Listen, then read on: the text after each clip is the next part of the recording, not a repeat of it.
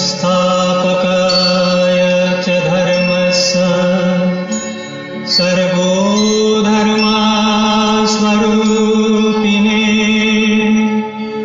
अवतारवरिष्ठाय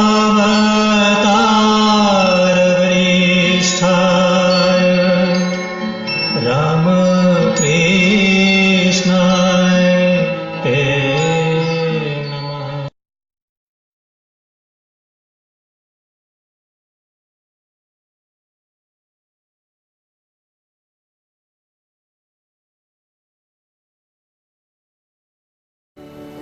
तव कथामृतम्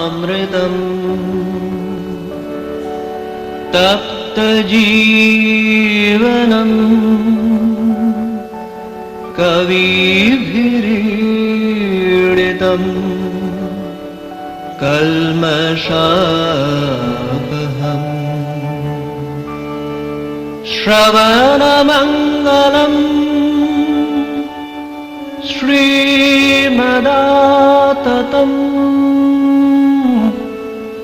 भुवि गृह्णन्ति ये भूरिदा जनाः। আজকে আমরা রামকৃষ্ণ কথামৃতের যেটা উদ্বোধন থেকে বেরিয়েছে সেই উদ্বোধনের এদের পেজ নাম্বার হচ্ছে 136 136 পৃষ্ঠাতে ওইটা পড়ব। ঠাকুর এখানে এই জ্ঞান লাভের কথা বলছেন। জ্ঞান লাভ এই কথাটা আমরা প্রায় শুনি যে জ্ঞান লাভ আর ঈশ্বর লাভ এই দুটোর মধ্যে কি আলাদা? দুটোই এক, কিন্তু অ্যাপ্রোচটা একটু আলাদা, চলার পথটা একটু আলাদা। যখন আমরা বলি ঈশ্বর লাভ তখন হচ্ছেন ঈশ্বর আছেন, আমি আছি, আমি তাকে গিয়ে পেলাম। এই পাওয়াটা মনে হচ্ছে যেন উনি আলাদা হয়ে রয়েছেন, আমি গিয়ে পেলাম। তো একটা সাবজেক্ট আর একটা অবজেক্ট এইরকম, আমি আর ঈশ্বর। তা আমি ঈশ্বরকে গিয়ে পেলাম, এরকম কি পাওয়া যায়? ঈশ্বর আলাদা আছেন, আমি আলাদা আছি, এরকম কি হয়? কিন্তু তবু আমাদের প্রাচীনকালের যারা মুনি ঋষিরা তারা দেখেছেন যে মানুষের মনের মধ্যে একটা ভক্তিভাব আছে। মানুষ ওরা খুব ভালোবাসে কাউকে ভালোবাসতে, তখন তার জন্য খাবার তৈরি করছে, কাপড় জামা কিনছে, কত রকম গিফট নিয়ে যায় ভালোবাসার প্রকাশ করতে। এটা কোথায় এলো? ওর প্রকৃতির মধ্যেই রয়েছে। কে দিয়েছেন? ভগবানই দিয়েছেন। তখন মানুষ কি করে? ওরা ওইটি বন্ধ করে ওইটাকে ইউটিলাইজ করবার চেষ্টা করে। ওটাকে না ওটা কিছু দরকার নেই, ওটা বন্ধ করে করো, সেটাও একটা অন্য আছে পথ, সেটাতে আসবো। বলে বেশ, তো এই তো বেশ ভালোবাসা আছে, যখন আমরা সেই ভালোবাসাটার মধ্যে দিয়েই নিয়ে যাব। তো এইটা হলো ভক্তির পথ, এই ভালোবাসা আর ভক্তি। কাকে ভালোবাসা? ঈশ্বরকে ভালোবাসা।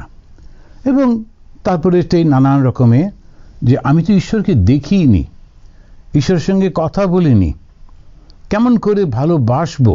তখন ওরা বলবে যে বারবার শ্রবণ করতে করতে তোমার মধ্যে এটা আসবে, ইত্যাদি ইত্যাদি। তো এটা একটা পথ হলো। আর একটা পথ বিচার করে করে, আচ্ছা কে আমাকে সৃষ্টি করলেন, কেন সৃষ্টি করলেন, আর সৃষ্টির উদ্দেশ্যটা কি?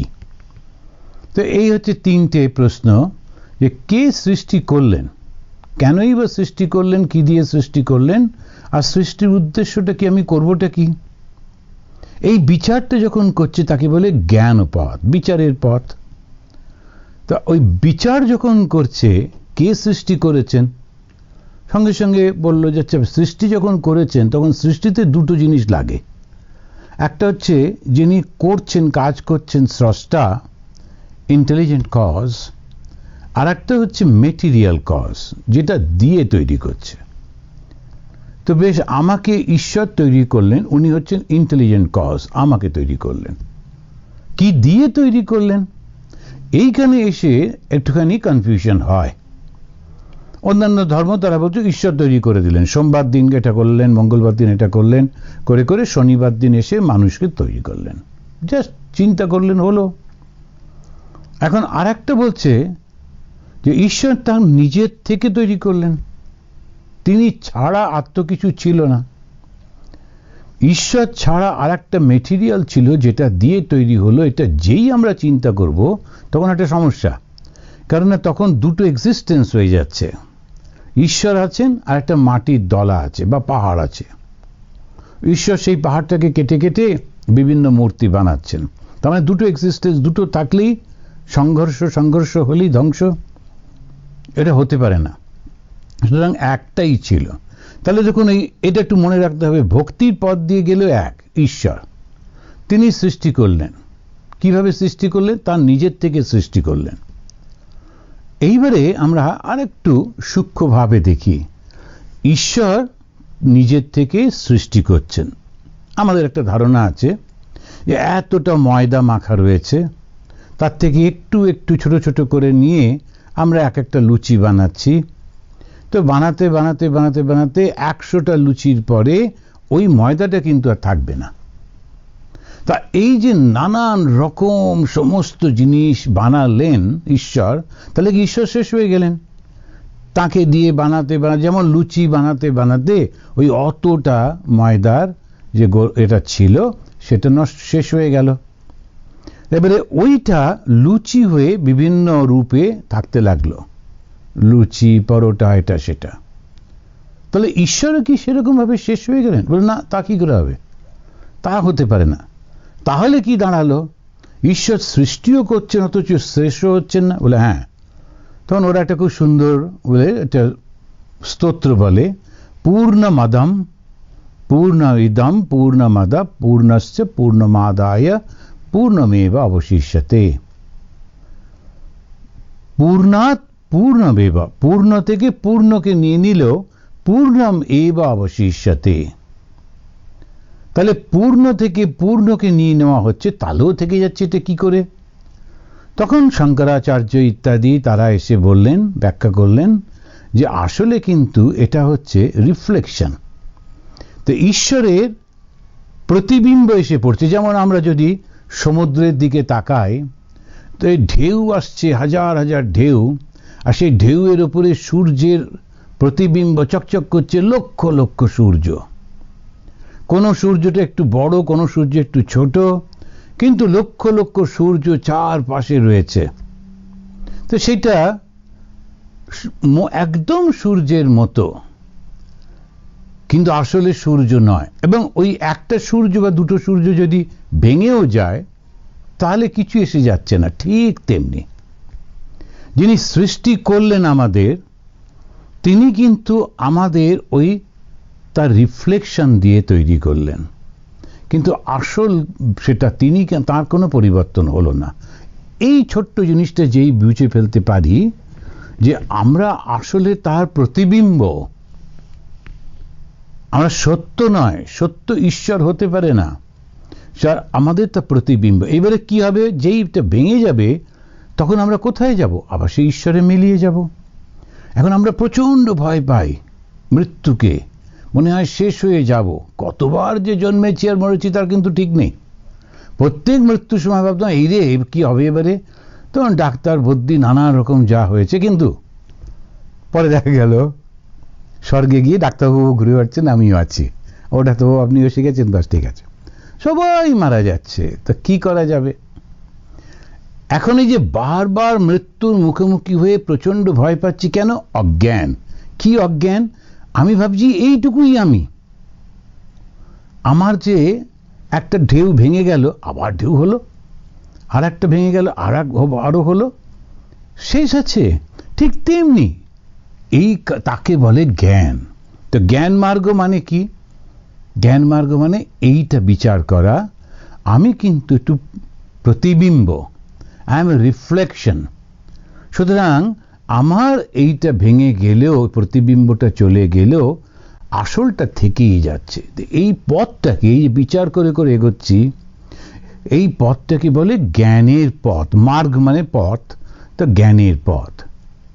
আর ভক্তির পথ হচ্ছে ঈশ্বর আমাকে সৃষ্টি করেছেন, তিনি আমার রক্ষাকর্তা, তিনি আমার পিতা, তিনি আমার বন্ধু। তো এইরকম ভাবে তমেব বন্ধুশ্চ সখা তমেব ইত্যাদি আমরা, তা তুমি সব তুমি সব তুমি সব বলি, তুমি মানে আলাদা। বেশ, এবারে করতে করতে করতে করতে যখন একেবারে ঈশ্বরের কাছে গেলাম তখন কি দেখলাম, তখন কিন্তু ওই ভক্তিও জ্ঞানের মতো ঈশ্বরের সঙ্গে মিলিয়ে যাচ্ছে। তুমি আমি, আমি তুমি। এই সুফি কবিতাগুলোতে এরকম ওরা খুব সুন্দর করে বলছে যে আমি আর তোমার মধ্যে একাত্ম হয়ে যাচ্ছি, আর তখন কিছু থাকছে না। রবীন্দ্রনাথ বোধহয় আমার মনে, তাই তোমার আনন্দ আমার পর, তুমি তাই এসেছ নিচে, আমায় নইলে ত্রিভুবনেশ্বর, তোমার প্রেম হতো যে মিছে। এখন আমাকে সৃষ্টি করলেন কেন? তার আনন্দ হবে বলে। তিনি নিজেই নিজেকে বহুদা করলেন, অনেক করলেন, করে তার খুব খুশি, নিজের সঙ্গেই নিজে খেলা করছেন। তিনি আমাকে সৃষ্টি করে এবারে যেন তিনি আমার কাছে এলেন, এসে আমাকে ভালোবাসছেন। কিন্তু আমি যদি না থাকতাম তাই আনন্দটা হতো না। তাই কবি বলছেন, তাই তোমার আনন্দ আমার পর, তুমি তাই এসেছ নিচে, আমি আমায় নইলে ত্রিভুবনেশ্বর, তোমার প্রেম হতো যে মিছে। তো এই যে ভগবান যদি আমাদের সৃষ্টি না করতেন, তো সৃষ্টিটা কেন করলেন? তার আনন্দের জন্যে, তার লীলার জন্যে। এইটা আমরা কখনো বলতে পারবো না। আবার কেন তিনি সৃষ্টি করেছেন, আমাদের যে কষ্ট হচ্ছে, এই কথা একবার ঠাকুরকে একজন বলেছিলেন যে মশাই, তার এই সব লীলা, তার এই খেলা, আমাদের যে প্রাণ যায়। তখন ঠাকুর বললেন, তুমিটা কে? তোমারই দেওয়া প্রাণে তোমারই দেওয়া দুঃখ, তোমারই দেওয়া মনে তোমারই অনুভব। এখন এই কবি তার কবিতার মধ্যে দিয়ে এটা সবটাই তোমারই খেলা, এই ভক্তির মধ্যে দিয়ে আবার জ্ঞানে পৌঁছে গেলাম। আর একটা পথ আছে কর্মের পথ। কখনো কখনো ঠাকুর বলবেন এই কর্মটা কি? ঈশ্বরকে সর্বভূতে দেখে তখন আমি তাকে সেবা করছি, আমিও ঈশ্বর। কিন্তু এই মুহূর্তে আমি সবাইকে যখন দেখছি তার মধ্যে ঈশ্বর রয়েছেন। একজন খেতে পাচ্ছে না, আমি তাকে দরিদ্র দেখছি না, গরিব দেখছি না, আমি দেখছি ওই ঈশ্বর ওইভাবে তিনি দাঁড়িয়ে রয়েছেন, তাকে গিয়ে সেবা করছি। তো যখন তাকে গিয়ে সেবা করছি, তাকে খেতে দিচ্ছি, বস্ত্র দান করছি, তার বাসস্থান হচ্ছে, এই যে আমপন হলো বেঙ্গলেতে কত লোক এখনো খেতে পায় না দুমুঠো, তাদের ঘর সংসার নেই। এইসব আমাদের সব স্বামীজিরা যাচ্ছেন, সাধুরা ব্রহ্মচারীরা যাচ্ছেন, ভক্তরা, তারা গিয়ে সেবা করছে। তো দেখলেই কষ্ট লাগে যে সব মহিলারা দাঁড়িয়ে আছেন, তারা সংসার করবেন, কিচ্ছু নেই, একটা ত্রিপল টাঙানো, ওই রাত্রিবেলায় ওর নিচে কোন রকমের থাকবেন। কেমন করে মানুষরা তাকে। তো আমরা তখন একটু এর কাছ থেকে ওর কাছ থেকে সংগ্রহ করে নিয়ে গিয়ে ওকে চাল ডাল তেল নুন কিনে দেওয়া হলো, তারপরে দুটো বাঁশ কিনে দেওয়া হলো, একটু ছোট্ট ঘর বানালো। ডিম্যান্ড তো খুবই কম, ছোট্ট সামান্য কিছুই না, যেটা আমরা $100-200 এমনি খরচা করি। ওই $100-200 হলে ওর একটা সংসার বসে যায়, বাড়ি ঘর দর বানিয়ে দেওয়া যায় এই রকম। তখন ওই যখন ফিলিংটা হলো, তখন সেটাকে বলে কর্মযোগা। ঈশ্বরকে দেখি, ঈশ্বরের অনুভূতির সঙ্গে তাকে আমি যখন সেবা করছি। আর একটা ধ্যান যোগ, তাহলে 4টে যোগ। এখন আজকে আমরা যেটা পড়ছি সেটা হচ্ছে যখন জ্ঞান লাভ হচ্ছে। বলছেন জ্ঞান লাভ হলে অহংকার যেতে পারে, জ্ঞান লাভ হলে সমাধিস্থ হয়, সমাধিস্থ হলে তখন অহং যায়, সে জ্ঞান লাভ বড় কঠিন। তো জ্ঞান লাভ যখন বলা হচ্ছে, জ্ঞান লাভ হলে অহংকার যেতে পারে। এই অহংটা কি? এইটাই খুব একটা মজার ব্যাপার। কিছু নেই তবু আমি বলা। এই যে অহং যেটা বলছে, আমি যেটা বলছে, সে আমিটা কি? আমরা যদি দেখি, প্রথমত বংশের, আমরা অমুক বংশের লোক, আমাদের জমিদারি ছিল, অমুক ছিল করে টোরে ভীষণ অহংকার একটা হয়। তা এই যে অহংকারটা কিসের জন্যে, কোথা থেকে হলো? এখন একটি মহিলা, সে অন্য বাড়ির অন্য জায়গা থেকে এলো, এবারে হয়তো রবীন্দ্রনাথের পরিবারে তাদের বিয়ে হলো, ঠাকুর পরিবারে। এবার সে ঠাকুর পরিবারের বউ আমি বলে, তুমি তো ছিলে না, তুমি তো অন্য একটা জায়গায় ছিলে, দেখতে একটু সুন্দর টুন্দর আছে, বিয়ে করে নিয়ে এলো, তারপরে ব্যাস এই আবার একটা অহংকার এসে গেল, বিচার চলে যায়। কিন্তু অদ্ভুত, আবার ঠাকুর পরিবারে জন্মেছে, তার অন্য কোনো কিছু নেই, কিন্তু প্রচন্ড একটা অহংকার হচ্ছে, আমি কি কম নাকি। তো এই যে আমাদের বংশের একটা অহংকার হয়, অর্থের অহংকার হয়, রূপের অহংকার হয়, আমরা বড় লোক, আমাদের এত সুন্দর দেখতে, আমার এই নাম যশ। অহংকারটা আসলেটা কি? আমি সেদিন দেখছিলাম একটা চাইনিজ মুভি, তো সেখানে ওই যে রাজা একটু আগেই 10 মিনিট আগে সে বিরাম করে সে বুক ফুলিয়ে বসে আছে, তারপরে বসারটা স্টাইলটা একটু অন্যরকম, কেন সাধারণ মতো তো বসা যায় না, আমি রাজা, সুতরাং বেশ শক্ত টক্ত হয়ে বসে আছে। হঠাৎ করে আগুন ধরে গেছে সে রাজবাড়িতে, সবাই পালাচ্ছে, তখন সেই রাজার মুকুট গেছে খুলে, তার পোশাকটা ফেলে দিতে হচ্ছে কারণ আগুন লেগে গেছে। সে তখন হাত জোড় করছে সবার কাছে, আমাকে বাঁচাও, আমাকে বাঁচাও। তারপরে যা হোক দুটো লোক গিয়ে কোনো রকমে দরজা টরজা ভেঙে তাকে বাইরে নিয়ে এলো। তখন সেই রাজা কি অবস্থা, কালি ঝুলি মাখা, আর সে যে যাদেরকে ও, যাদের ছায়া পর্যন্ত তার কাছে যেতে পারত না, তার হাত ধরে ঠকঠক করে কাঁপছে ভয়। তাহলে কি দাঁড়ালো? অহংকার। একটা সাধারণ একটা সৈনিক, সে গিয়ে রাজাকে বাঁচালো, আর তখন সে রাজা তার হাত ধরে ঠকঠক করে কাঁপছে। তো এই যে আমরা দেখি, এই তো অহংকার, এই আছে এই নেই, কিন্তু আমাদের কিছুতেই তার থেকে নামবে না, একদম অহংকারে।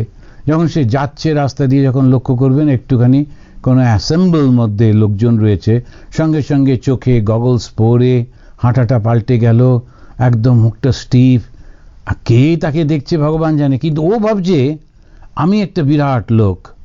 এই ভাবাটাই করতে গেল, ওটাই মায়া। তো অহংকারটা কি? এটা মিথ্যা জ্ঞান। তা আমিটা কে? এই যে আজকে সকালবেলা যখন ভাগবত পাঠ হচ্ছিল, একজন জিজ্ঞেস করলো এই অহংকারটা থাকে কোথায়? তখন তার প্রশ্নের উত্তরে আমি বললাম যে আমাদের শাস্ত্র বলছে আমাদের যে বুদ্ধি, সেই বুদ্ধিটার ওপরে একটা আমাদের আত্মার রিফ্লেকশন হয়। বুদ্ধির ওপরে আত্মার রিফ্লেকশনটাই হচ্ছে অহম।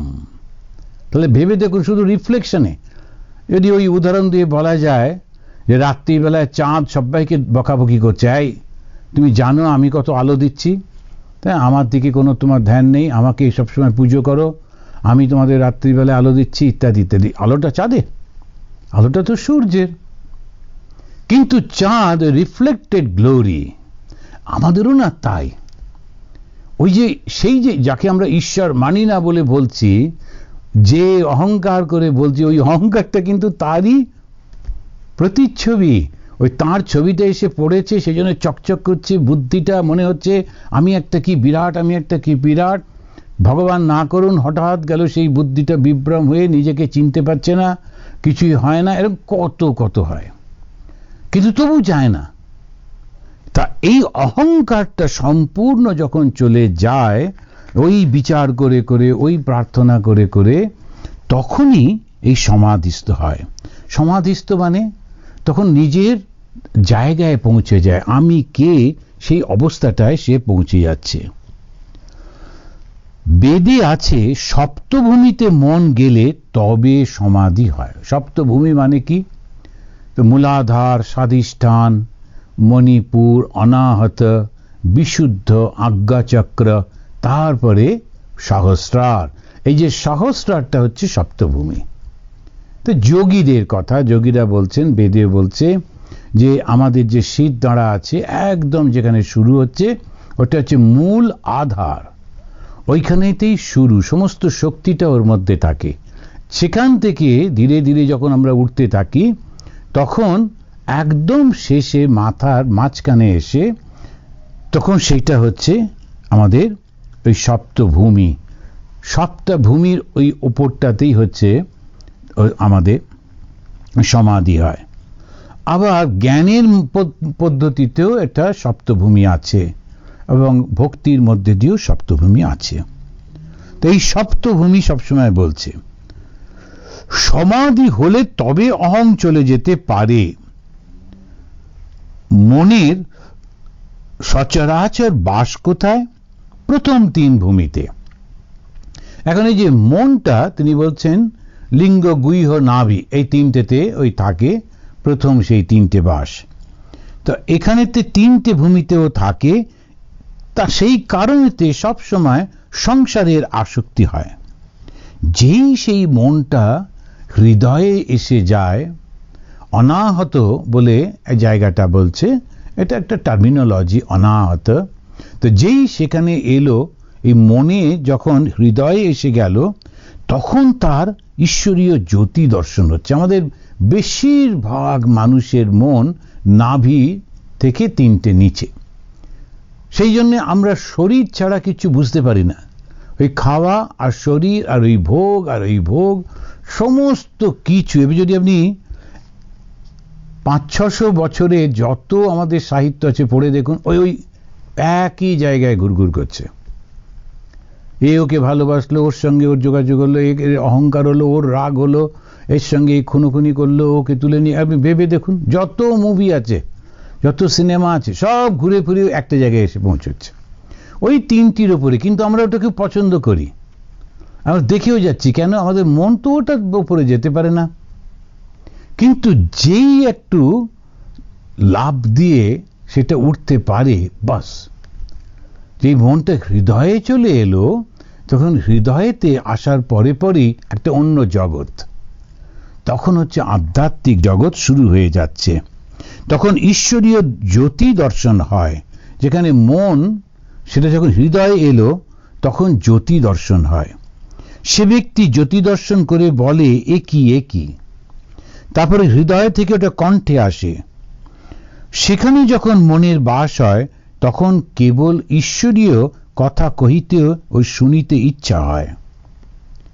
শ্রীরামকৃষ্ণ তিনি ভগবান, তো সেই কারণে তিনি পরিষ্কারভাবে যেটা সত্যি সত্যি ঘটে সেইটি বলছেন এবং বলতে পারছেন, এবং আমরাও বেশ কল্পনা করতে পারছি যে এটা সম্ভব। যে হৃদয়ে যখন আসছে তখন একটা জ্যোতি দর্শন করছি, যখন কণ্ঠে আসছে তখন শুধু ঈশ্বরীয় কথা বলতে আর শুনতে ইচ্ছা করে। কপালে ভ্রু মধ্যে মন গেলে তখন সচ্চিদানন্দ রূপ দর্শন হয়। দুটো ভুরুর মাঝখানে যখন সেটা আসে, তখন ওইটা সচ্চিদানন্দের রূপ দর্শন হচ্ছে, ব্রহ্মের রূপ দর্শন। অর্থাৎ সেই জ্ঞান সেটা যেন জ্যোতি রূপে প্রকাশিত হচ্ছে। সেই রূপের সঙ্গে আলিঙ্গন স্পর্শন করতে বোধ হয়, কিন্তু পারে না। লণ্ঠনের ভিতর আলো দর্শন হয়, কিন্তু স্পর্শ হয় না। ছুঁই ছুঁই বোধ হয়, কিন্তু ছোঁয়া যায় না। এই যে এক্সপ্রেশনটা, সেটা আমরা দেখেছি কঠোপনিষদে। সেখানে বলছেন, উপনিষদেই বলছেন, হিরণ্ময়েন পাত্রেণ সত্যস্য অপিহিতম মুখম তত্তম পূষণপাবৃণু সত্যধর্মায় দৃষ্টয়ে। না, এটা কঠোপনিষদে নয়। হিরণ্ময়েন পাত্রেণ সত্যস্য অপিহিতম মুখম, সত্যের যে মুখটা সেটা ঢাকা পড়ে রয়েছে। ঢাকা কিরকম ভাবে? যেন হিরণ্ময়েন পাত্রেণ, চকচকে সেই যেন সোনার, হিরণ্ময় মানে সোনা, সেই সোনা দিয়ে যেন ঢাকা পড়ে রয়েছে। তখন সে চিৎকার করছে, ঋষি ছটপট করছে, এতটা চলে এসেছে, সে ষষ্ঠ ভূমিতে উঠে গেছে, আর একটুখানি শুধু বাকি। তখন বলছেন তুমি ওটা সরিয়ে নাও। অপাবৃণু সত্য ধর্মায় দৃষ্টয়ে, আমি সত্যের মুখোমুখি হতে চাই, সত্যকে দেখতে চাই। তো সেটা অদ্ভুত আকুতি, যখন সেইটা গ্রাফিক্যালি একেবারে সেই উপনিষদের রয়েছে, ওই অবস্থায় পৌঁছবার পর যিনি ওই অভ্যাস করছেন তিনি ছটফট করছেন। ঠাকুর শ্রীরামকৃষ্ণদেব একেবারে নিচে জাগতিক একটা উদাহরণ দিয়ে বলছেন যে এটা যেন একটা ল্যাম্প জ্বলছে কিন্তু কাঁচ দিয়ে ঢাকা, আমি আলোটাকে দেখতে পাচ্ছি, আগুনটাকে দেখতে পাচ্ছি, কিন্তু ছুঁতে পাচ্ছি না, এই অবস্থা। কিন্তু যেই সপ্তভূমিতে পৌঁছালো, যেই একেবারে সেই মাথাতে কি চলে গেল, সপ্তভূমিতে যখন যায় তখন আর কিন্তু অহম থাকে না। ষষ্ঠ ভূমিতেও সে কিন্তু বলছে আমি দেখতে চাই, তুমি ওই হিরণ্ময়ের পাত্রটা সরিয়ে নাও। যেই তখনও আমি বোধ রয়েছে, আমি দেখতে চাই।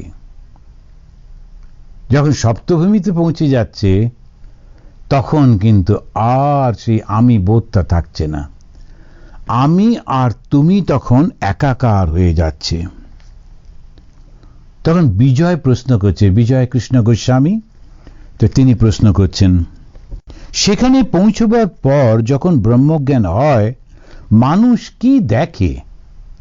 ন্যাচারালি খুব একটা কিউরিওসিটি। শ্রীরামকৃষ্ণদেব বলছেন, সপ্তম ভূমিতে মন পৌঁছলে কি হয় মুখে বলা যায় না, মুখে সেটা বলতে পারা যায় না। কঠোপনিষদে সেটাই বলছেন, যথোজকম শুদ্ধে শুদ্ধম আশিক্তম তাদৃগেব ভবতি এবং মুনে বিজানাত আত্মা ভবতি গৌতম। তখন সেই নিজেই তার মধ্যে মিশে যাচ্ছে, কে খবর দেবে?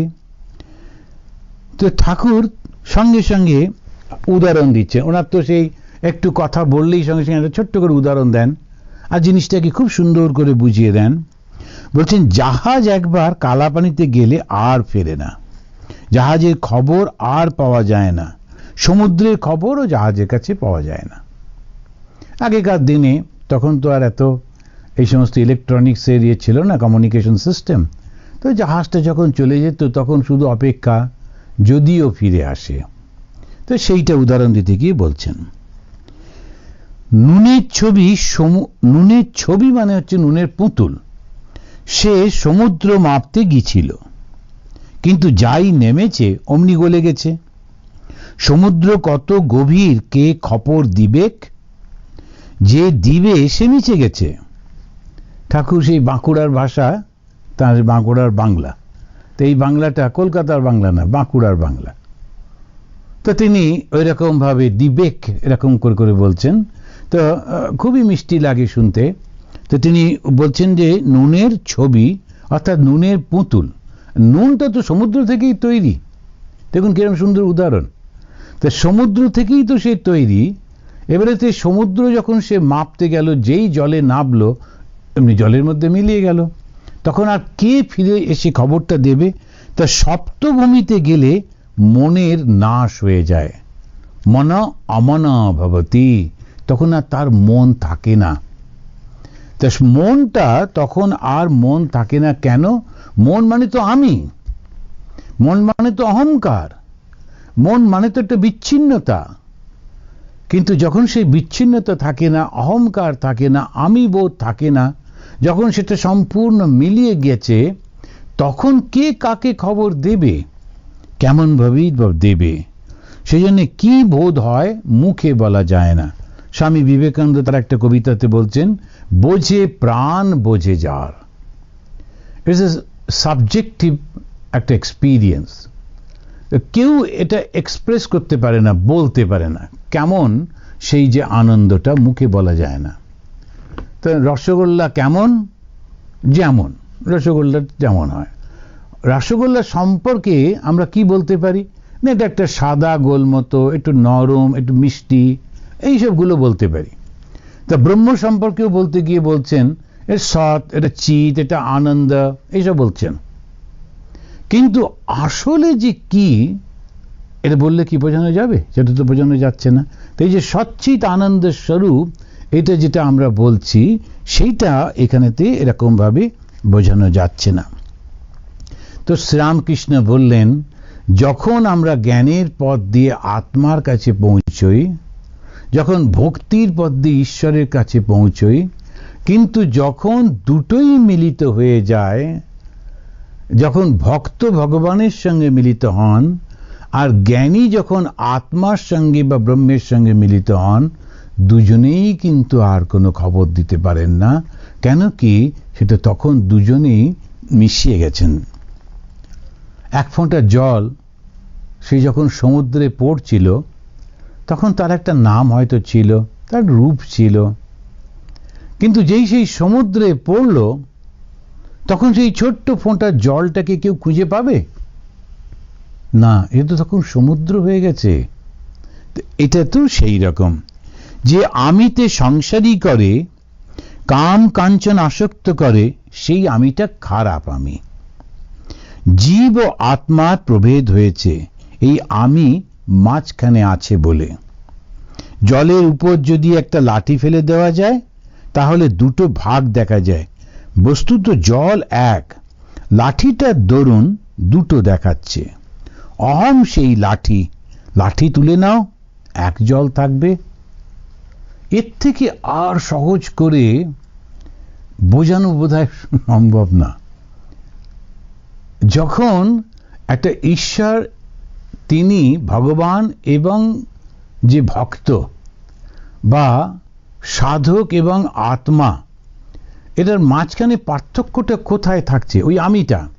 যতক্ষণ আমি বলছি আমি ধ্যান করছি, আমি ঈশ্বর দর্শন করতে যাব, আমি ভগবান লাভ করব, এই আমির জন্যই কিন্তু ভগবানটা লাভ হচ্ছে না। কিন্তু যে মুহূর্তে ওই আমিটা চলে যাচ্ছে তখন আর কিন্তু কোনো অসুবিধা নেই। যখনই এটা আমিটা চলে যাচ্ছে, তো আমিটা চলে যাওয়া মানে কি? আমি চলে যাওয়া মানেই কিন্তু যখন একটা বিভেদ ছিল সেই বিভেদটুকু সম্পূর্ণভাবে নষ্ট হয়ে গেল, আর তো কিছু থাকলো না। যার থেকে সৃষ্টি হয়েছিল তার মধ্যে গিয়ে মিশে গেল, আর তো কিছু থাকলো না। তো যেমন ধরা যাক, ওই যেমন সমুদ্র আর জলের উদাহরণ বারবার দেওয়া হয়, কিংবা একটা অনেক বড় জায়গাতে দুধ রয়েছে আর একটা কাপেতে দুধ নিয়েছে। ওই কাপটার জন্যে এই ছোট্ট দুধটুকু ওই বড় দুধের সঙ্গে মিশতে পারছে না। যে মুহূর্তে ওই কাপটা ভেঙে যাবে, ওই দুধটুকু ওই জল তার বড় দুধের মধ্যে মিশে গেল, ওই জলটুকু সমুদ্রের মধ্যে মিশে গেল। এরকম উদাহরণ দিচ্ছেন। এখন আসলে এক হয়ে গেলেন, আর তো কোনো কিছু নেই। মাঝে মাঝে উদাহরণ দেন, মাটির একটা ঘড়া ছিল, সেটা আর মাটিটা আলাদা ছিল। এবারে যখন ঘড়াটা ভেঙে গেল, সেটা আস্তে আস্তে আবার মাটি হয়ে গেল। তো যে সোর্স থেকে আসে, তো সোর্সটা কি? আমার সোর্সটা হচ্ছে সেই ভগবান, সেই ঈশ্বর, সেই আত্মা, সেই ব্রহ্মণ। সেই যখন আমি তাতে ফিরে যাচ্ছি তখন আমি তার সঙ্গে এক হয়ে যাচ্ছি। সুফিজম, ইসলামের মধ্যে তারা এই জায়গাটা পৌঁছতে পেরেছে। সেই জন্য ওরা বলেন অনল হক, আমি সে। এটা খুব বড় কথা। অহম ব্রহ্মাস্মি, এই যে অবস্থাটা আমরা পৌঁছতে পারছি, এটা না পারলে তো হয় না। জিসাস তিনি একটা জায়গায় এসে বলছেন, I and my Father in heaven are one. We are not different. Oh, he is my father, I am his son. না, এটা একটা সময়। কিন্তু যখন আমি তার কাছে পৌঁছে যাচ্ছি, তো শ্রীরামকৃষ্ণ বারবার আমাদের এই কথাগুলো বলছেন। কিন্তু কেন পৌঁছতে পারি না আমি বলে? তো অহম একটা লাঠির মতো উদাহরণ দিচ্ছেন। এই লাঠিটা যেই তুলে নেওয়া হলো, জলটা কিন্তু এক। The father and the sun দুজনেই কিন্তু একই, মাঝখানেতে একটা ডিফারেন্স দেখাচ্ছিল, সেটা তুলে নেওয়া হলো। বজ্জাত আমি কে, যে আমি বলে আমায় জানে না, আমার এত টাকা, আমার চেয়ে কে বড়লোক আছে? যদি চোরে 10 টাকা চুরি করে থাকে, প্রথমে টাকা কেড়ে নেয়, তারপরে চোরকে খুব মারে, তাতেও ছাড়ে না, পাহারাওয়ালা ডেকে পুলিশে দেয় এবং তাকে খাটায়, মেয়াদ খাটায়, মানে জেলে খাটায়। বজ্জাত আমি বলে জানে না আমার 10 টাকা নিয়েছে, এত বড় আস্পর্ধা। ঠাকুর খুব সুন্দর উদাহরণ দিচ্ছেন। এই যে আমি আমি আমি 10টা টাকা চোর নিয়েছে, কিন্তু আমার টাকা নিয়েছে, সেইটার জন্যে প্রথমে তো তোকে ধরলো, ধরে তাকে মারলো, মারার পর পুলিশে দিল, আবার তাকে জেল কাটালো, তারপরেও সবাইকে বলছে ও জানে না ও কার টাকা হাত দিয়েছিল। এই আমিটা আসলে কে? যদি বয়স হয় 60 বছর আগে এই আমিটা কোথায় ছিল? আবার যদি 100 বছর বাঁচে, 100 বছরের পরে আমিটা কোথায় যাবে? এই যদি শরীরটাকে আমি বলি, এই শরীরটা একটা ছোট্ট হয়ে পড়েছিল কোনো জায়গায়, তারপরে কেউ তাকে তুলল, মা বলে তাকে কোলে নিল, তাকে রক্ষা করলো, তারপরে যখন একটুখানি বয়স হলো, যখন সে হেঁটে চলে ফেলে বেড়াতে পারে, গায়ে একটু জোর হয়েছে, এইবারে আমি আমি আমি। তা এখন আবার যখন বয়স হয়ে গেল, বিছানায় পড়ে আছে, তখন তাকে দেখার কেউ নেই, সে আমি কোথায় গেল? সুতরাং এত অসহায় আমরা, তথাপি আমিটা যায় না। তো ঠাকুর বলছেন আমি মোলে ঘুচিবে জঞ্জাল। কিন্তু আমিটা যাবে কি করে? আমিটা যাবে যখন তুমি বা তিনি তার সঙ্গে এক হয়ে যাব। ঈশ্বর তুমি আমি, আমি তো শুধু প্রতিবিম্ব। আয়নার মধ্যে একটা প্রতিবিম্ব পড়ছে, একটা ছায়া পড়ছে, আর রিফ্লেকশন হচ্ছে। আয়না ভাবছে এটাই আমি, কিন্তু তা তো নয়। আমার মধ্যে যে রিফ্লেকশনটা, সেটাকে আমি আমি বলে অহংকার করছি। ঠাকুর উদাহরণ দিচ্ছেন যে চাঁদের আলো পড়েছে একটা পুকুরে, আর মাছগুলো তারা চাঁদকে নিয়ে খেলা করছে, আবার নিজেদের মধ্যে ঝগড়াও করছে, ও আমার, তুই হাত দিবি না, তুই কাছে আসবি না, সব সারা রাত হলো। দিনের বেলায় চাঁদ নেই। তখন মাছেরা ভাবছে ও কোথায় গেল, ওকে দেখতে পাচ্ছি না কেন, কোথায় লুকিয়ে পড়লো, ইত্যাদি ইত্যাদি। ও তো ছিলই না, কত যোজন দূরে। কিন্তু আমি ধরে নিচ্ছি যে আমি আসলে সব কিছু জানি, এই অহংকার থেকে। তো ঠাকুর বলছেন এই যে অহংকারী, তাকে বলছে বজ্জাত আমি। এই বজ্জাত আমি, বজ্জাত বাংলা শব্দটা মানে হচ্ছে দুষ্টু প্রকৃতির মানুষ। তখন বিজয়কৃষ্ণ গোস্বামী বলছেন যদি অহং না গেলে সংসারে আসক্তি যাবে না, সমাধি হবে না, তাহলে ব্রহ্মজ্ঞানের পথ অবলম্বন করাই ভালো, যাতে সমাধি হয়। আর ভক্তি যোগে যদি অহং থাকে তবে জ্ঞান যোগই ভালো। এখন এই যে কথাগুলো বলছেন বিজয়কৃষ্ণ, অহং না গেলে সংসারের আসক্তি যাবে না। তো ইগো, অহং মানে ইগো, তো এটা না গেলে তখন সংসারের এই আসক্তিটা, অ্যাটাচমেন্টটা যাচ্ছে না। তখন বিজয়ের প্রশ্ন হচ্ছে, বিজয় ভাবছেন সমাধি হচ্ছে না, তাহলে জ্ঞানপথ নেওয়াই ভালো। তো বিজয়কৃষ্ণ গোস্বামী শ্রীরামকৃষ্ণের কাছে শিখতে চাইছেন। তখন শ্রীরামকৃষ্ণদেব বলছেন দুই একটি লোকের সমাধি হয়ে অহং যায় বটে, কিন্তু প্রায় যায় না। তো জ্ঞানপথটা অতি কঠিন। মনে হচ্ছে আমিটা ছেড়ে দেব, কিন্তু আমি ছাড়া কি অত সোজা? ওর ওপরেই তো আমি বেশ করে রয়েছি। যারা ওই বক্তৃতা করছেন, জ্ঞান মার্গের বক্তৃতা করছেন, যে I think I am telling, এরকম ভাবে, যে আইটা কোথা থেকে এলো, সেটাই তো অহংকার। এখন ওই আইটা যে থেকে যাচ্ছে সেটা তারা বুঝতে পারছে না। I quoted in my previous lecture, I gave that there, এই যে আইগুলো কোত্থেকে এলো, ওইটাই তো অহংকার। আইটা তো যাচ্ছে না। সুতরাং এইটাকে বলতে হবে দুই একটি লোকের সমাধি হয়ে অহং যায় বটে। দেখুন ভেবে শ্রীরামকৃষ্ণদেব বলছেন দুই একটি লোকের। রামপ্রসাদ তার একটা গানেতে বলছেন যে দুই একটি ঘুড়ি কাটে, তুমি হেসে দাও মা হাত চাপাটি।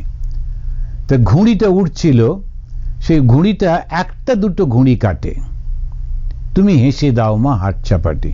তার মানে এই যে জীবনগুলো সব সুতোর সঙ্গে বাঁধা রয়েছে, একটা অহংয়ের সুতোর সঙ্গে বাঁধা রয়েছে, তা সেইটার মধ্যে একটা দুটো মাত্র, এত কষ্ট, এত কঠিন। তো জ্ঞানযোগ ভারী কঠিন। দেহাত্ম বুদ্ধি না গেলে জ্ঞানযোগ হয় না। এখানে শ্রীরামকৃষ্ণ তার ঠিক আগের তার প্যারাতে বলছেন যে অহং ভীষণ কঠিন, হাজার বিচার করো ফিরে আসে। অশ্বত্থ গাছ কেটে দাও, কাল আবার দেখা দেবে। একান্ত যদি আমি যাবে না, তখন থাক দাস আমি হয়ে, এই যে থাক দাস আমি হয়ে, যে ঈশ্বর হচ্ছেন প্রভু, আমি তার দাস, এইভাবে থাকো। আমি দাস, আমি ভক্ত, আমি তার সন্তান।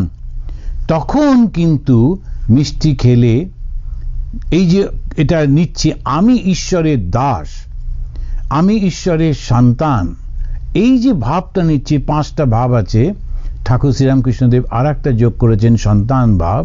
তো এইটা করে এই যে 6টা ভাব আছে, এই ভাবে ঈশ্বরের কাছে গেলে এখন অহংকারটা থাকছে না।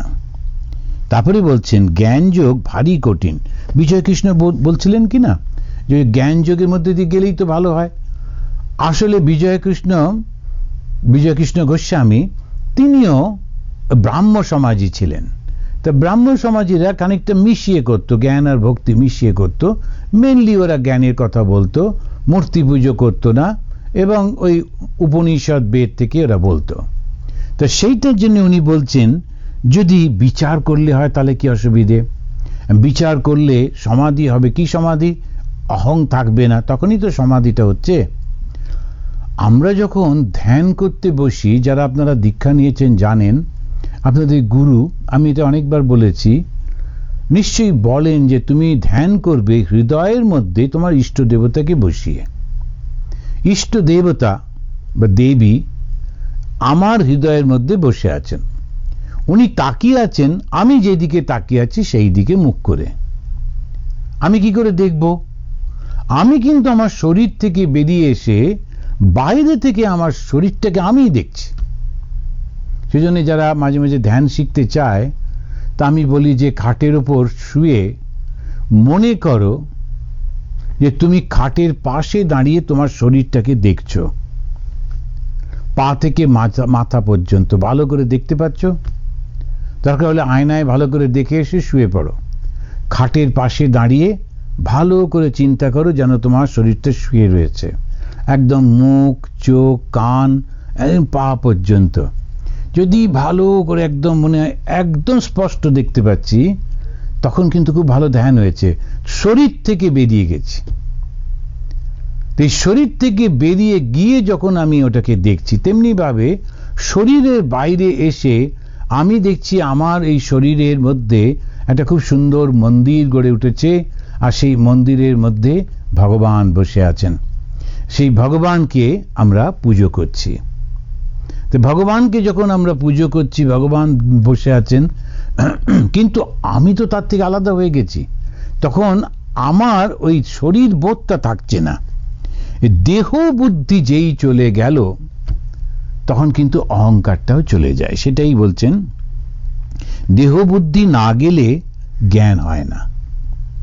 তো দেহ ভাব ত্যাগ করতেই হবে। অষ্টাবক্র সংহিতাতে পড়ছিলাম, সেখানে ঋষি এই যে অষ্টাবক্র তিনি বলছেন, তো যে তুমি যখন, তোমার যদি গুরু হন ব্রহ্মা বিষ্ণু মহেশ্বর, তথাপি কিন্তু তুমি কোনো জ্ঞান লাভ করতে পারবে না যতক্ষণ না তুমি সম্পূর্ণভাবে নিজেকে ভুলে যেতে পারছো। You have to forget yourself. এবং এই যে আমরা ভুলে যাই, ভুলে যেতে পারি, বারবার এই অভিজ্ঞতাটা হচ্ছে। ওই জন্য বেদান্ত বলে যে তুমি যখন, বেদান্ত বিচারটা কি করে, তখন বলে অবস্থাত্রয়। অবস্থাত্রয়টা মানে কি? জাগ্রত, স্বপ্ন, সুষুপ্তি। এটাকে বলে অবস্থা। 3টে অবস্থা। ত্রয়, ত্রয় মানে 3। তো 3টে অবস্থা। জাগ্রত অবস্থা, আমার এই যে মনটা এবং শরীরটা একসঙ্গে রয়েছে, সঙ্গে কনসিয়াসনেসও রয়েছে, এই বর্তমান অবস্থা। স্বপ্ন, স্বপ্ন অবস্থায় কি হচ্ছে, তখন শুধু শরীরটা রয়েছে কিন্তু মনটা নেই। তখন শরীরটা বিছানায় পড়ে রয়েছে, ক্রিয়া কে করছে? ক্রিয়া করছে তো মনটা। তার মানে কি, শরীরটা না থাকলেও মনেতে আমি সেই জগতের মধ্যে বাস করতে পারি। আরেকবার বলি, জাগ্রত, স্বপ্ন, সুষুপ্তি। জাগ্রত অবস্থায় দেহ আর মন একত্রে, স্বপ্ন অবস্থায় মন শুধু আলাদা, শরীরটা জড়, ঘুমিয়ে রয়েছে, এবং এই মন তখন স্বপ্ন দেখছে, আর স্বপ্নের মধ্যে সব কিছু দেখছে যেটা আমরা জাগ্রত অবস্থায় দেখি। অমুকের সঙ্গে কথা বলছি, এখানে খেতে যাচ্ছি, এখানে এই হলো, সেটা সেই হলো, সব রকম। তখন কিন্তু মনেই করতে পারি না স্বপ্নের মধ্যে যে আমি কিন্তু আসলে স্বপ্ন দেখছি, এটা মনে করতে পারি না। তারপরে আর একটা অবস্থায় চলে যায়, সেটা হচ্ছে জাগ্রত এবং স্বপ্নের পারে। তখন শরীরও থাকে না, মনটাও থাকে না, কিন্তু আমি থাকি।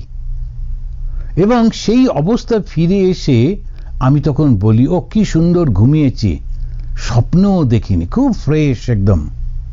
তার মানে কি ছিল? তার মানে আমার শরীর ছাড়াও আর একটা আছে, সেটা মন। মন ছাড়াও আর একটু কিছু আছে, ওটাই হচ্ছে আত্মা, ওটাই হচ্ছে আমাদের সেলফ। এবং সেইটি কিন্তু ফিরে এসে আমাকে বলে যে তোমার মন এবং শরীর যখন ছিল না, তখন তুমি খুব আনন্দের মধ্যে ছিলে। এটা অভিজ্ঞতা আমাদের রোজ রোজ হয়, প্রত্যেকেরই হয়। এইটার উপর বেস করে বেদান্ত বলছে যে তার মানে শরীর এবং মন ছাড়াও আর একটা জিনিস আমাদের মধ্যে রয়েছে, সেটি হচ্ছে আত্মা, কনসিয়াসনেস। এই যে কনসিয়াসনেসটা রয়েছে, সেইটা যখন আমরা, ওটা তো ঘুমের মধ্যে দিয়ে যাচ্ছি, আবার ওই রকম ঘুমের মধ্যে দিয়ে চলে আসছি। কিন্তু যখন আমি ধ্যানে বসে ওইটাই করি, প্রথমে ধ্যানে বসে শরীরটাকে ভুলে গেলাম, যেমন ঘুমের মধ্যে প্রথমে শরীরটা চলে যায়, স্বপ্ন দেখি, তারপরে স্বপ্নটাও চলে যায়, মনটাও চলে যায়, আমি একটা স্থির অবস্থায় থাকি। এবারে ধ্যানের মধ্যে দিয়ে যেই ওটা করতে পারলাম, ওটাকে বললো সমাধি। প্রথমে শরীরটা ভুলে গেলাম, মনে নানা রকম চিন্তা হচ্ছে আমি ধ্যান করছি, আমি ধ্যান করতে হবে, ধ্যানের মধ্যে দিয়ে আমি যাব, করতে করতে সেই মনটাও হারিয়ে গেল। তখন ওই ওই অবস্থায় আমরা কনসিয়াসনেসের মধ্যে যখন পৌঁছলাম, এই সময় কিন্তু আমি ঘুমোচ্ছি না, আমি অ্যালার্ট রয়েছি। তখন এই কনসিয়াসনেসের সঙ্গে আমার পরিচয় হয়ে গেল, আমি ওকে জানতে পারলাম। এবং তখন কি হয়? আনন্দ, আনন্দ আর আনন্দ। সুষুপ্তি থেকে যখন নেমে আসি, কনসিয়াসনেস থেকেই আমি আবার ফিরে আসি, তখন একটা বেশ নিশ্চিন্ত বোধ হয়, আনন্দই হয়, কিন্তু অল্প। এবারে যখন নিজে গেলাম, তখন বলল সমাধি। এই সমাধিতে দেহ আর মনটা থাকে না, থাকে শুধু চৈতন্য। তখন যে উপলব্ধি, সেটা আনন্দে পরিপূর্ণ থাকে। সেই জন্যই ওটাকে বলা হচ্ছে, কিন্তু সব লোক এটা করতে পারে না, এটা ভীষণ কঠিন।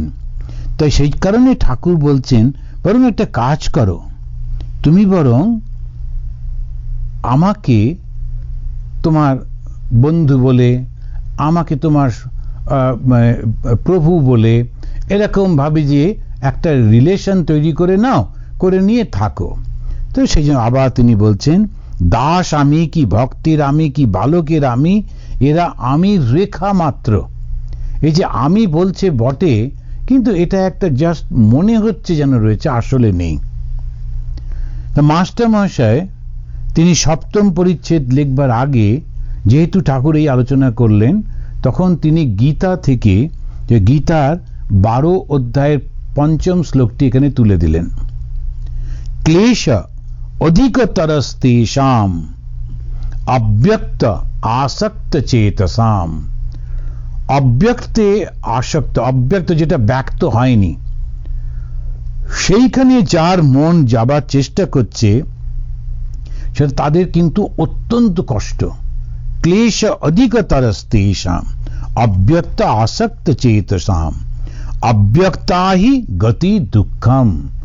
অব্যক্তের যে গতি, সেটা কিন্তু শুধু দুঃখের গতি। দেহবদ্ভি অবাপ্যতে। তো এইখানেতে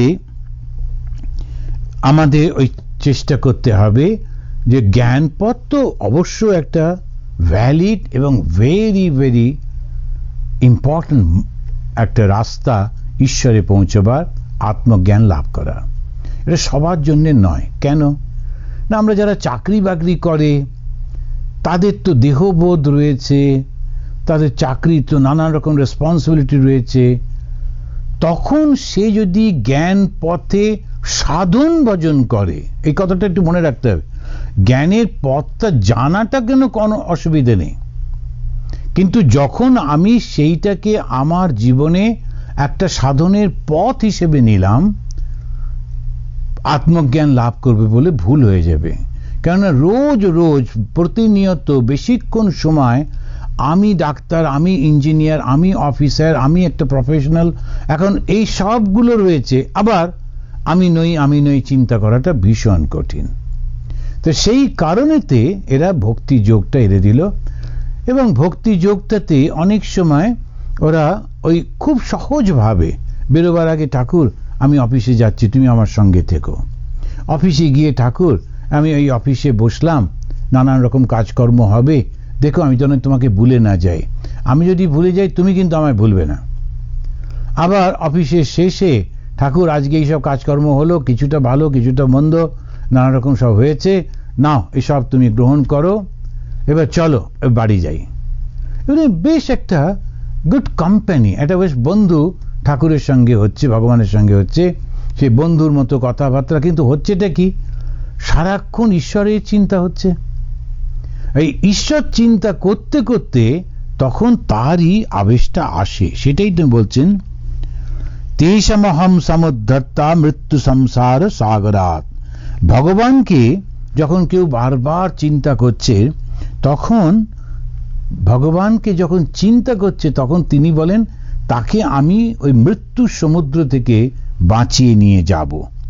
আর যারা জ্ঞান পথে যাওয়ার চেষ্টা করছে অবশ্যই পারবে, কিন্তু একেবারে সন্ন্যাসী হতে হবে, কোনো দায়িত্ব থাকবে না, রেসপন্সিবিলিটি থাকবে না, শুধু বার বার বার বার প্রতিনিয়ত প্রতিক্ষণ আমি দেহ নই, আমি মন নই, আমি আত্মা, আমি আত্মা, আমি আত্মা। নানান রকমের সমস্যাগুলো সামনে আসবে, মানুষ তো বুঝতে পারবে না, বকাবকি করবে, অপমান করবে, অনেক সমস্যা এসে যাবে, কিন্তু তার থেকে সে সরবে না।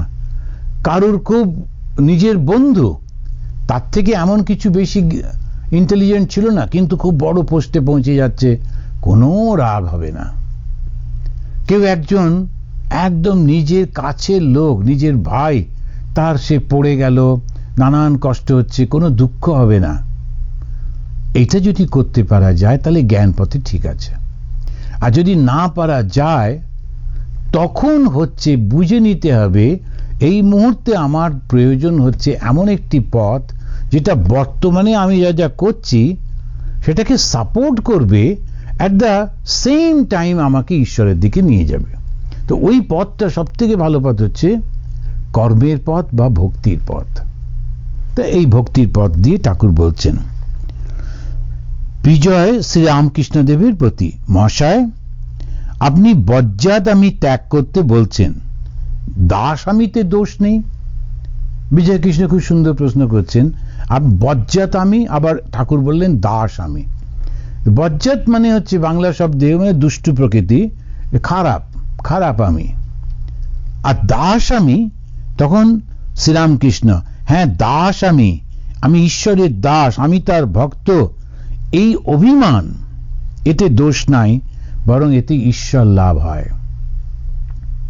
আমি ঈশ্বরের দাস, আমি ঈশ্বরের সঙ্গে থাকবো। তার যারা থাকেন তারা দেখা যায় তারা খুব একেবারে ভগবানকে নিয়ে যখন কেউ দেখতে আসছে তাড়াতাড়ি করে দরজা খুলে দেন, সবকিছু পরিষ্কার করে রাখেন, তারপরে মালাটা পরিয়ে দিয়ে রাখলেন, তারপরে ভক্তরা যখন এসে ঠাকুরকে দেখছে ও খুব আনন্দ, আমার প্রভুকে দেখছে, সব আলো টালোগুলো জেলে টেলে দিল, দিয়ে খুব আনন্দ, আমার প্রভুকে দেখছে। তারপরে একটু ভোগ দেওয়া হয়েছিল, সেটা তাড়াতাড়ি করে নিয়ে এসে বলল আপনারা একটু প্রসাদ খান, আমার প্রভুর প্রসাদ। তারপরে সে খুব গর্ব করে গল্প করছে, যদি আপনি ঠাকুরকে ডাকেন, ভগবানকে ডাকেন, তাহলে তিনি দেখা দেবেন, এইরকম হয়েছে ওইরকম। সব সময় খুব একটা তার আনন্দ, তার গর্ব যে আমার প্রভু রয়েছে। ও কিন্তু আমি বলে এই শরীরটার সঙ্গে যোগ করছে না, ওই আমিটা তখন ঈশ্বরের সঙ্গে যোগ হয়ে যাচ্ছে। সেই কারণে ওর ওই আমিতে দোষ হচ্ছে না, ওতে ঈশ্বর লাভ হচ্ছে। অথচ সেই আমিটাই যখন বলছে যে আমি হচ্ছে অমুক, আমি সেই বাড়ির ছেলে, আমি ওরকম, সেটা বন্ধন করছে। তখন বিজয়কৃষ্ণ, আচ্ছা যার দাস আমি, তার কাম ক্রোধাদি কি রূপ, তার কি? তখন শ্রীরামকৃষ্ণ বলছেন, ঠিক ভাব যদি হয় তাহলে কাম ক্রোধের আকার মাত্র থাকে। যদি ঈশ্বর লাভের পর দাস আমি বা ভক্তের আমি থাকে, সে আমি কারু অনিষ্ট করতে পারে না। পরশমণির ছোঁয়ায় সে তরবারি সোনা হয়ে যায়, তরবারির আকার থাকে কিন্তু কাউকে হিংসা করে না। এইটা একটা খুব বড় কথা এনা বললেন। অনেক সময় আমরা দেখেছি খুব মহাপুরুষের যারা সেবক থাকেন, খুবই বড় মানুষ, খুবই ধার্মিক, কিন্তু যারা তার কাছাকাছি থাকে, সেবক থাকে, তারা একটা দাস বটে, সেবা করছে বটে বলেও, কিন্তু একটা ভীষণ অহংকার থাকে এবং সে কাউকে তাকে সুপারসিড করতে দেবে না। তুমি যেতে পারবে না ঈশ্বরের কাছে যতক্ষণ না আমি দরজা খুলে দিচ্ছি, তুমি অফার করতে পারবে না এই খাবারটা যতক্ষণ না আমি দিচ্ছি। এইটা তখন গোলমাল হয়ে গেল। সেজন্য ঠাকুর বলছেন, যদি সেই রকম হয় তখন তো নষ্ট হয়েই যায় সবকিছুরই, তো যদি ঠিক মতো ব্যবহার না হয়। আগুনটাতে আমি ভাত রান্না করে খেয়ে তৃপ্ত হতে পারি, আবার ওই আগুন দিয়েই আমি সমস্ত ঘরবাড়ি পুড়িয়েও ফেলতে পারি। আগুনটার তো আর দোষ নেই। সেই জন্যে যারা মহাপুরুষদের কাছে থাকেন খুব সাবধানে থাকতে হয়, খুব সাবধানে থাকতে হয়, নইলে বড় কষ্ট হয়। ওদের সাধক জীবনটা একদম নষ্ট হয়ে যায় মহাপুরুষদের কাছে।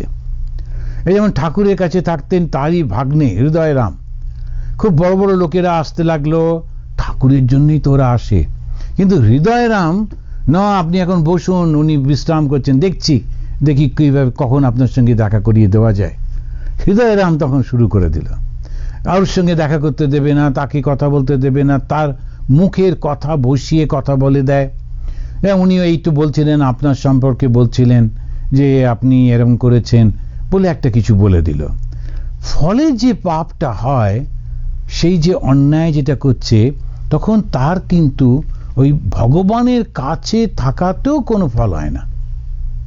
সুতরাং দাস আমি মানেই যে খুব সোজা ব্যাপার তা কিন্তু না। আর সেটা সেই জন্যে বারবার ওই দাস আমি শব্দটার সঙ্গে যুক্ত হয়ে যায় মহাবীর হনুমানজির জীবনটা।